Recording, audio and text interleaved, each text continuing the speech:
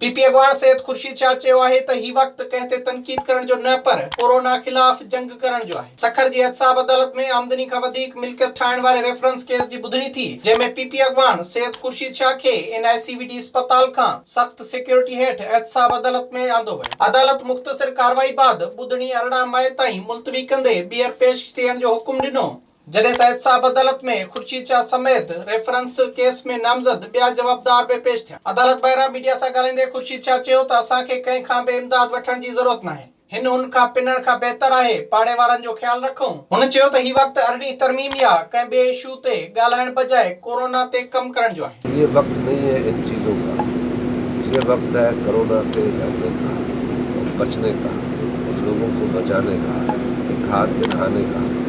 और दुनिया से पैसे नहीं मांगते, हम हाजिर हैं, हम लोग देते रहेंगे।